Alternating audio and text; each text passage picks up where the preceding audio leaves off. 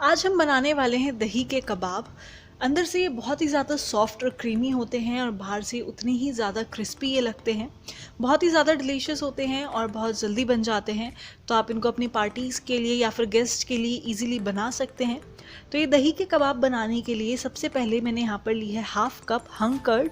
हंग curd बनाने के लिए आप नॉर्मल दही को एक मसलिन क्लॉथ में थोड़ी देर के लिए बांध के रख दें, तो उसका जो एक्सेस वाटर होता है वो निकल जाता है।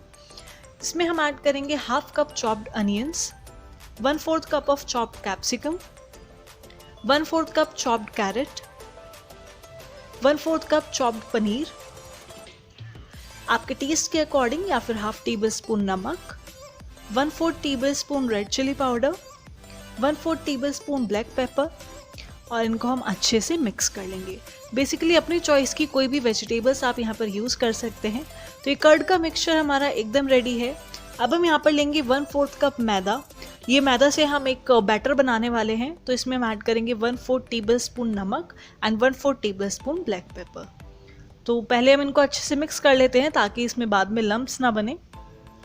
और मिक्स करने के बाद हम इसमें आधा कप पानी ऐड करके इसकी एक स्लरी बना लेंगे। तो ये जो स्लरी होती है इसकी कंसिस्टेंसी आपकी नॉर्मल होनी चाहिए, ना ही बहुत ही ज़्यादा थिक और ना ही बहुत ही ज़्यादा रनी। देख सकते हैं आप कैसी कंसिस्टेंसी आपको रखनी है। तो अभी जो कर्ड मिक्सचर हमने बनाया था उसका छोटा सा पोर्शन हम यहाँ पर लेंगे और इसकी एक स्मूथ बॉल बना लेंगे। आप चाहें तो इसको कबाब दैट इज़ एक टिक्की की तरह भी शेप दे सकते हैं। फिर हम इसको डिप कर लेंगे जो मैदा की स्लरी हमने बनाई थी उससे, और उसके बाद हम इसको कोट कर लेंगे ब्रेड क्रम्स से। तो bread crumbs normally white bread slice को आप ग्राइंड कर लें और आपके ब्रेड क्रम्स घर पर ही बन जाते हैं। इसको हम जेंटली थोड़ा सा रोल कर लेंगे ताकि जो ब्रेड क्रम्स हैं वो इसके ऊपर अच्छे से स्टिक हो जाएं और फ्राई करते टाइम वो हटे ना।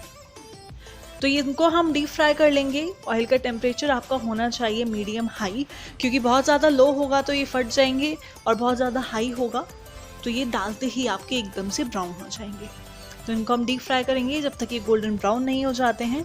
एक टिप मैं आपको यहाँ पर देती हूँ, अगर आपके ब्रेड क्रम्स सारे रिमूव हो जाते हैं ऑयल में फ्राई करते टाइम, तो आप फ्राई करने से पहले कोई भी चीज़ आप बना रहे हैं, कटलेट वगैरह कुछ भी, तो फ्राई करने से पहले थोड़ी देर के लिए आप उनको फ्रीज़ कर लें, तो फिर वो फटते भी नहीं हैं और उनके ऊपर जो हमने कोटिंग की होती है वो भी रिमूव नहीं होती है।